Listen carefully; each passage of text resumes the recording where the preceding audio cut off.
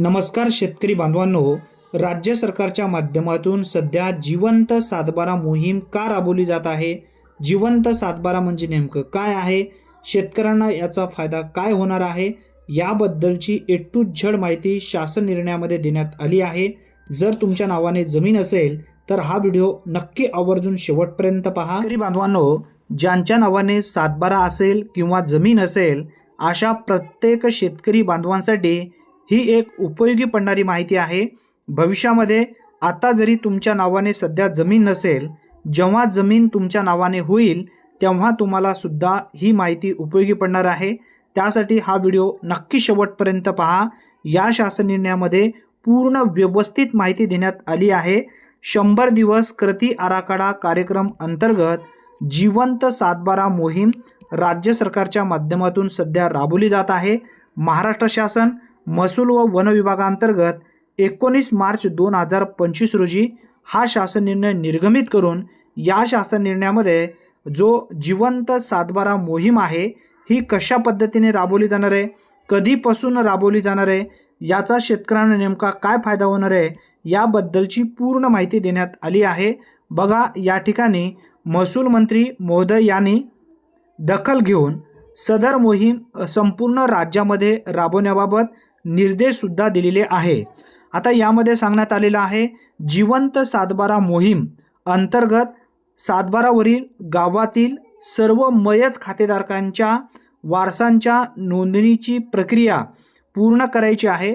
मयत खातेदार यांच्या वारसांना शेतजमिनीच्या अनुषंगाने विविध दैनंदिन कामकाजासाठी आवश्यक असणाऱ्या कागदपत्रामध्ये वारसांची नोंद, विहित कालावधीत अधिकार अभिलेखामध्ये नोंद न झाल्याने अडचणीचे समोर जावे लागत होते. या दृष्टिकोनातून संपूर्ण राज्यात जिवंत सातबारा मोहीम राबवण्याचा निर्णय शासन स्तरावर घेण्यात आलेला आहे. आता बघा, या शासन निर्णयामध्ये ठळक मुद्दे देण्यात आलेले आहेत. ते ठळक मुद्दे आपण या ठिकाणी समजून घेऊया.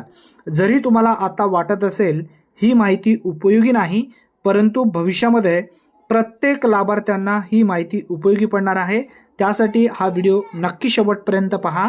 बघा, सर्व मयत खातेधारकांच्या वारसांच्या नोंदी अधिकारी अभिलेखामध्ये अद्ययावत करून मयत खातेधारकांच्या वारसांची नोंदीचे कामकाज पूर्ण करण्याच्या दृष्टीने राज्यातील सर्व जिल्ह्यामध्ये जिवंत सातबारा मोहीम राबवण्यात यावी. सदर मोहीम राबवण्यासाठी खालीलप्रमाणे कालबद्ध कार्यक्रम निश्चित करण्यात आलेला आहे.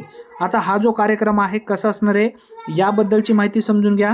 बघा, कालावधी देण्यात आलेली आहे आणि करावयाची जी कारवाई आहे ती कशा पद्धतीने असणार आहे याबद्दलची माहिती समजून घ्या. आता कालावधी आहे 1 एप्रिल 2025 ते 5 एप्रिल 2025. म्हणजेच जो एप्रिल महिना आता पुढील येणार आहे त्या एप्रिल महिन्यामध्ये 1 तारखेपासून ते 5 तारखेपर्यंत ही जी मोहीम आहे कशी असणार आहे, या मोहिमेअंतर्गत ग्राम महसूल अधिकारी म्हणजे तलाठी यांनी त्यांच्या सजा अंतर्गत येणाऱ्या गावामध्ये चावडी वाचन करून न्याय प्रविष्ट प्रकरणे सोडून गाव न्याय मयत खातेदारक यांची यादी तयार करणे.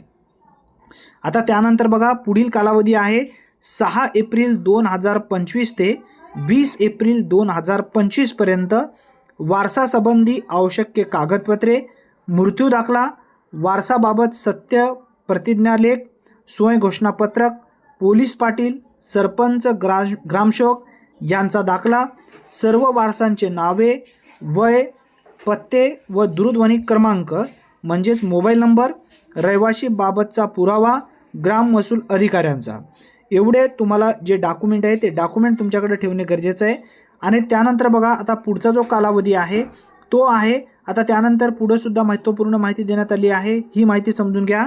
आता तलाठी यांच्याकडे सादर करणे व ग्राम महसूल अधिकारी तलाठी यांनी स्थानिक चौकशी करून मंडळ अधिकारी यांच्यामार्फत वारस ठराव ई फेरफार प्रणालीमध्ये मंजूर करणे. म्हणजे आता तुम्हाला पैसे वगैरे काही लागणार नाही, कारण हे तलाठी आणि मंडळ अधिकाऱ्यांच्या माध्यमातून ही जी सध्या मोहीम चालू आहे फ्रीमध्ये हे सर्व कामं तुमचं होऊन जाणार आहे. आता त्यानंतर बघा, पुढचा जो कालावधी आहे 21 एप्रिल 2025 ते 10 मे 2025 या कालावधीमध्ये जी कारवाई आहे, ग्राम महसूल अधिकारी तलाठी यांनी ई फेरफार प्रणालीमध्ये वारस फेरफार तयार करावा. त्यानंतर MJMA 1966च्या विहित कार्यपद्धतीचा अवलंब करून मंडळ अधिकारी यांनी वारस फेरफार वर निर्णय घेऊन त्यानुसार सातबारा दुरुस्त करावा, जेणेकरून सर्व जिवंत व्यक्ती सातबाऱ्यावर नोंदवलेल्या असतील. बघा, एखाद्या कुटुंबातील एखादा व्यक्ती मयत झालेला आहे, त्यांच्या नावाने पूर्वी सातबारा होता. ध्यानात ठेवा, त्यांच्या नावाने पूर्वी सातबारा होता. आता त्या सातबाऱ्यावरती त्यांचं नाव आहे, परंतु वारस त्या सातबाऱ्यावरती आलेलं नाही. आता पतीच्या नावाने सातबारा असेल, आता पत्नी सध्या आहे परंतु वारस दाखवला गेला नाही, अशा वेळी पत्नीच्या नावाने सुद्धा सातबारा गेलेलं नाही आहे. मग या मोहिमेअंतर्गत पत्नीच्या नावाने सातबारा जाईल. ज्या पतीला विविध योजनेचा लाभ पूर्वी दिला जात होता, यामध्ये PM किसान सन्मान निधी योजनेचा लाभ असेल, नमो शेतकरी महासन्मान निधी योजनेचा लाभ असेल, अशा योजनेचा लाभसुद्धा त्या पतीला किंवा वारसांना नक्की मिळेल. म्हणून सर्व वारस नोंदी या मोहिमेअंतर्गत करून घेतलं पाहिजे. बघा, तुम्हाला सुद्धा माहिती ही महत्त्वपूर्ण ठरणार आहे भविष्यामध्ये. सध्या जरी तुमच्यासाठी ही कामाची नसेल, परंतु आपल्या गावातील एखाद्या लाभार्थ्यांना हा जो व्हिडिओ आहे उपयोगी पडणार आहे. जास्तीत जास्त मित्रापर्यंत हा व्हिडिओ नक्की शेअर करा, जेणेकरून प्रत्येक लाभार्थ्यांना याचा नक्की परिपूर्ण फायदा होईल. आता एक फॉर्मसुद्धा या ठिकाणी देण्यात आलेला आहे. या सातबाऱ्याची जी काही प्रिंट आहे मी आपल्या टेलिग्राम ग्रुपवरती टाकेन, त्यावरती तुम्हाला प्रिंट काढायची आहे आणि यामध्ये जो नमूद करण्यात आलेली माहिती आहे ती भरायची आहे.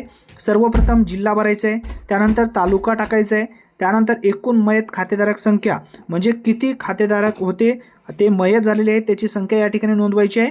त्याचबरोबर ई हक्क प्रणाली वारस नोंद अर्ज दाखल संख्या, यामध्ये किती वारस आहेत. आता वडिलांच्या नावाने शेती होती, आता त्यामध्ये आई असेल किंवा मुलं असेल, एकूण संख्या किती आहे, वारस किती लोकांना तुम्हाला या ठिकाणी या सातबाऱ्यावरती टाकायची आहे त्याची संख्या या ठिकाणी टाकायची आहे. आता वारस नोंद अर्जदारानुसार वारस ठराव निर्णय संख्या, आता वारस ठराव जे निर्णय संख्या आहे ती अर्जदारानुसार ती किती आहे. आता एखाद्या कुटुंबामध्ये वडिलांच्या नावाने शेती होती, वडील वारले असतील तर त्यांच्या कुटुंबामध्ये बाकीचे जे व्यक्ती आहे, आई असेल किंवा 2 मुलं असतील किंवा मुलींच्या नावाने असतील, अशा एकूण 4-5 जी संख्या आहे ती संख्या तुम्ही या ठिकाणी टाकू शकता. आता त्यानंतर बघा, वारस फेरफार संख्या दाखल, मंजूर, नामंजूर आता किती करायची आहे हे सुद्धा तुम्हाला या ठिकाणी आकडे टाकायचे आहेत. तलाठी याबद्दलची पूर्ण माहिती तुम्हाला देईल अजून डीपमध्ये. आता बघा, त्यानंतर खाली सांगण्यात आलेलं आहे, सदर मोहिमेअंतर्गत वारस नोंदीकरिता अर्ज ई हक्क प्रणालीमार्फत नोंदवण्यात यावा असा सुद्धा उल्लेख करण्यात आलेला आहे. या मोहिमेमध्ये जास्तीत जास्त शेतकऱ्यांनी सहभाग घेतला पाहिजे आणि आपला जो जिवंत सातबारा आहे तो सातबारा तुम्हाला इथं ॲक्टिव्ह करून घ्यायला पाहिजे, कारण भरपूर असे वारस त्या सातबाऱ्यावरती गेलेले नाहीत. अशा लाभार्थ्यांना सुद्धा ही माहिती उपयोगी पडणार आहे. आता या ठिकाणी बघा, तिसरा पॉईंट एक महत्त्वपूर्ण देण्यात आलेला आहे.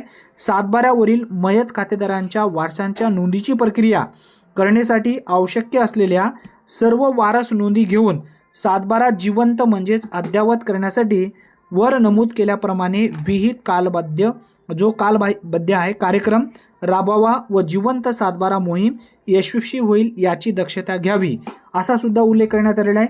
आता ज्या लाभार्थ्यांना हा GR पाहिजे असेल अशा प्रत्येक लाभार्थ्यांनी www.maharashtra.gov.in या संकेतस्थळावरून सुद्धा घेऊ शकता, किंवा आपल्या व्हिडिओच्या डिस्क्रिप्शन बॉक्समध्ये सुद्धा मी लिंक देईन, किंवा टेलिग्राम ग्रुपला जॉईन करा. त्या ठिकाणी सुद्धा या व्हिडिओच्या खाली हा जो GR आहे तो GR मी पाठवेन. अतिशय महत्त्वपूर्ण ही माहिती आहे. परत एकदा सांगतोय, जास्तीत जास्त मित्रापर्यंत नक्की शेअर करा गावातील प्रत्येक व्हॉट्सअप ग्रुपवरती, जेणेकरून हा व्हिडिओ गेला पाहिजे. आणि तुम्ही चॅनलवरती जर पहिल्यांदाच आला असाल, आत्तापर्यंत जर चॅनलला सबस्क्राईब केला नसेल तर प्रत्येक योजनेबद्दलच्या अचूक व्हिडिओसाठी नक्की चॅनलला सबस्क्राईब करून ठेवा. पुन्हा भेटूया नवीन व्हिडिओमध्ये नवीन माहितीसह. तोपर्यंत जय हिंद, जय महाराष्ट्र.